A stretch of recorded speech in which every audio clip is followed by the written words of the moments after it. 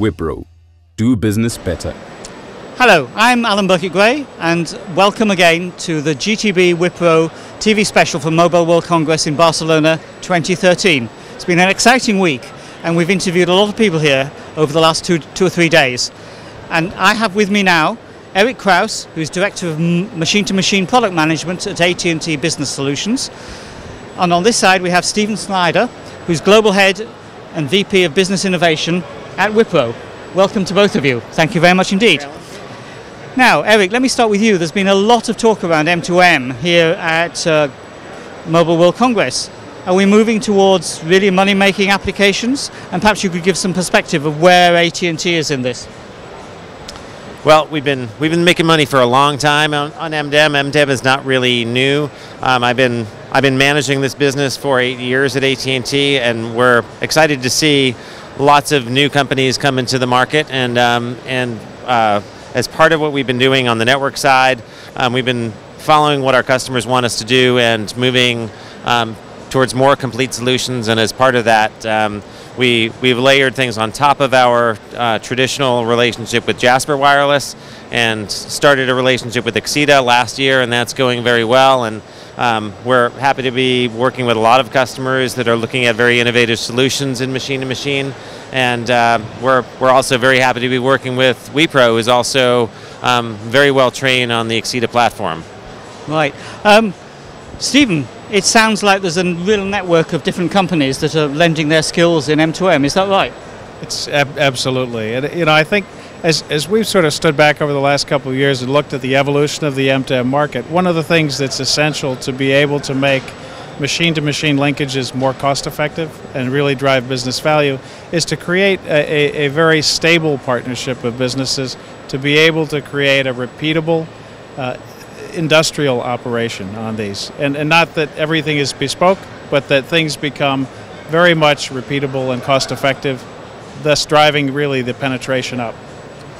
So is it something that you see from the perspective of a consultant that operators are doing by themselves? Is there a big money-making opportunity for them, or is it in partnership with lots of other participants in the business? Well, I think it's a challenge. You know, many businesses will first come to a specialty provider of machine-to-machine types of applications as their first port of call, but at the end of the day, the anchor between this has got to be the folks that tie it all together with strings and bows and make the data flow back and forth. So the logical hub for much of this really rests in the carrier and the operator space. And that's why I think some of the things that AT&T is doing around creating this platform make it much more robust and make it much more achievable for businesses to turn ROIs out of things that yesterday might not have been feasible. I bet there are some challenges. Perhaps you could share some of those with us as somebody who's been in at the start and working all the way through the business, because it's high reliability, I guess, and it's working with people who are not necessarily used to what M2M can do.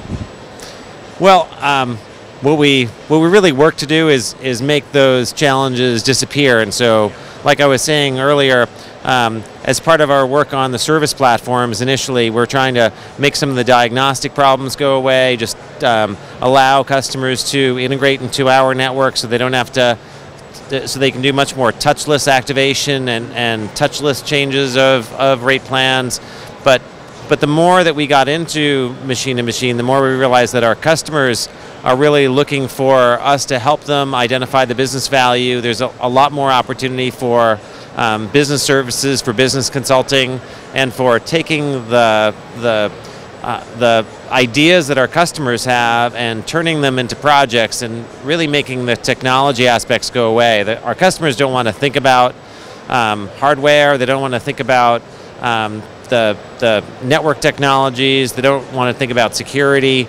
They want to think about how they get business value, and so that's why we're really excited to be bringing solution consultants into the process and working with partners that have really strong vertical knowledge and have industry practices, and so that's really what we look to do. And I think the cases where customers get tripped up is when it becomes more of a technology project and they lose sight of what business value they're trying to get out of doing the project itself.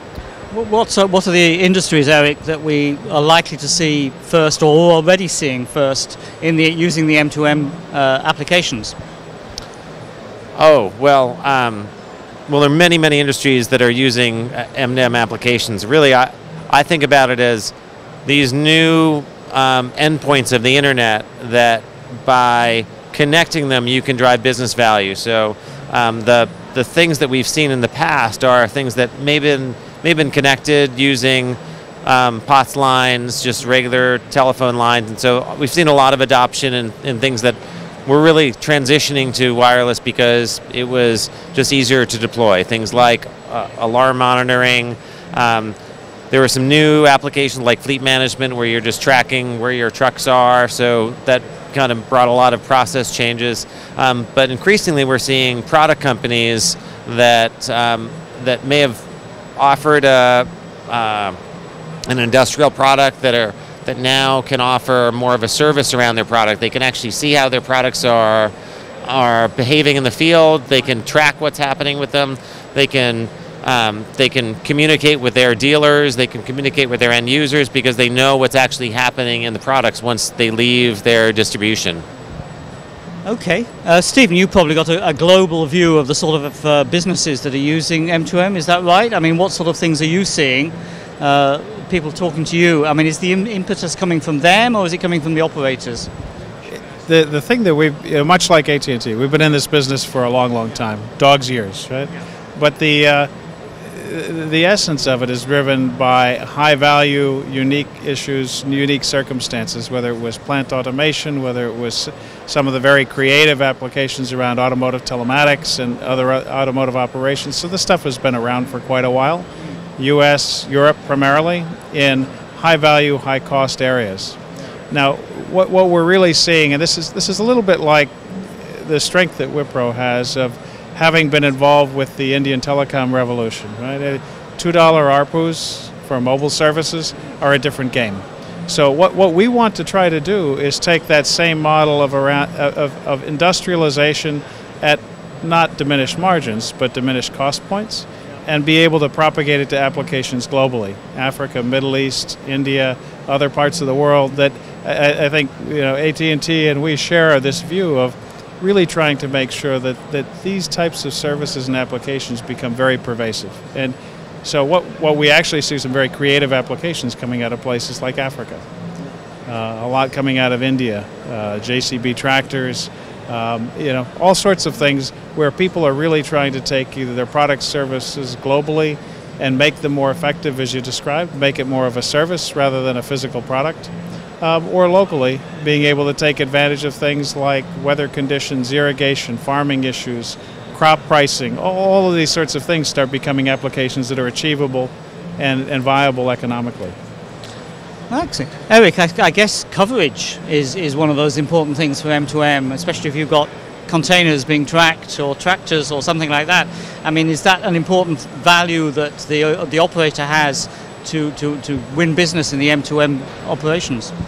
It certainly is, and that's why that's frankly one of the reasons why we have had such great experience in machine-to-machine, because the early customers, if you want to do a global deployment, you really have to come to a GSM carrier. So we were lucky to have a lot of experience early on where customers were coming to us naturally. We learned about the business, we learned about what their needs were, and we're happy that we've got such strong partnerships globally vis-a-vis our carrier relations team that secure I think we've got over 600 carrier relations, and in over 200 countries where you can roam with our service today, across all kinds of GSM-based technologies. So GSM, HSPA, HSPA Plus, and hopefully in the future roaming with LTE. Excellent. Well, that sounds really good. Thank you very much indeed. Eric and Stephen of AT&T and Wipro, thank you both very much. This has been a really great series of interviews that we've done here at Mobile World Congress in Barcelona 2013. Thank you very much to Wipro and to all the operators and vendors who've helped to make it such an interesting series. So thank you, and this is all from Global Telecoms Business TV at Barcelona 2013. Thank you.